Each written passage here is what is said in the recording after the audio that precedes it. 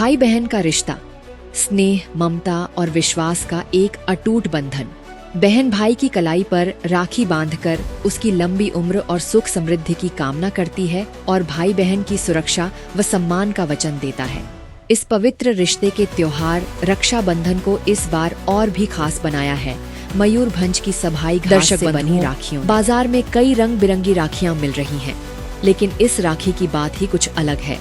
सबाई घास का इस्तेमाल करके मयूरभंज की महिला कारीगरों ने यह अनोखी राखी तैयार की है।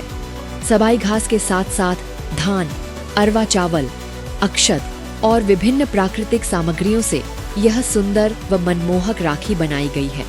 रंग बिरंगे धागों और स्टोन की खूबसूरत कारीगरी इसके आकर्षण को दोगुना कर देती है। सिर्फ सबाई घास ही नहीं, इन राखियों में मयूरभंज की विश्व प्रसिद्ध डोकरा कला की छाप भी देखने को मिल रही है। परंपरा, प्रकृति और आधुनिकता का यह अनूठा संगम इन राखियों को सबसे अलग और खास बनाता है। मो नाम विजय लक्ष्मी दास, मोर शिल्पर सबाई ऑफिस रो मो जन स्टाफ।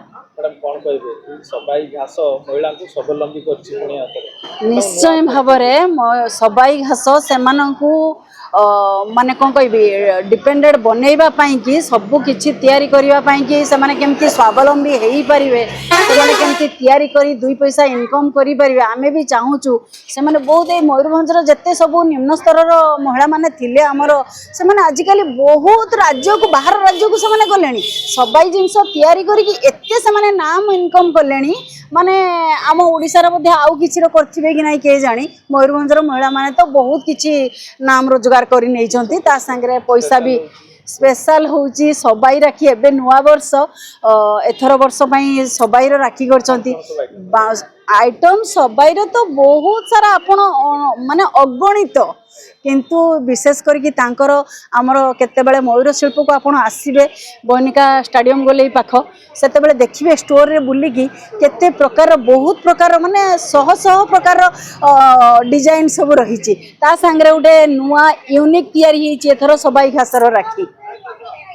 बाउंसर भी कलार देखिए एते छोट छोट बाउंसर तैयारी करछंती, धान रे करिसंती माँ माने, अरुआ चाउल रे करिसंती।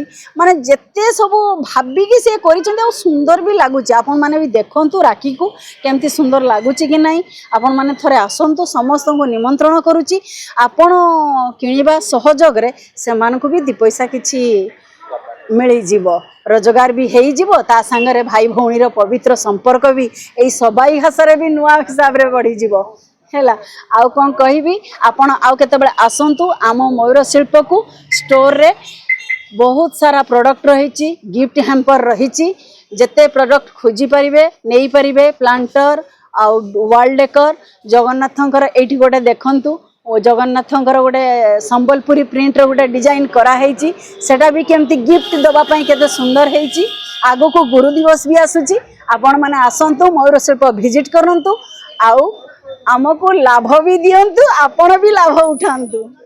मो नाम मनीष महांती, मो चीफ एग्जीक्यूटिव ऑफिसर अच्छी मयूरभंज सबाई फार्मर्स प्रोड्यूसर कंपनी। स्वावलंबी करबा पई सबले अरमास तत्पर थाए एवं अनेक कार्यक्रम निज हाथ को नहीं थाए। पुणी आउथरे आज देखा हेची जे सबाई घास रे राखी पुणी हेची, कोन कहबे ए वर्ष बहुत गुड़ा महिला आमर बाहर से माने आइडिया नहीं कि एथर इंटरेस्ट शो करथिले जे आमर केमती नुआ प्रकार राखी आमे बनै कि बाजार को छाड़ी परिबा, जो थरे कि आमे तांको बहुत माने हेल्प करिथिलु। आउ सेथिरे आमे तांको ट्रेनिंग देई कि किछि नुआ डिजाइन आमे उद्भावन करिथिलु।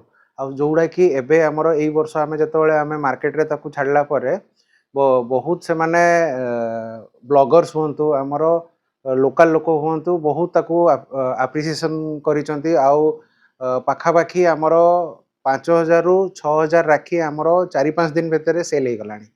आउ एथुर आमे जानि परछु जे इको फ्रेंडली राखी को लोक माने भी पसंद करछन जदि आमे भलो डिजाइन करिके आमे तांको आगरे प्रस्तुत करि परिबा।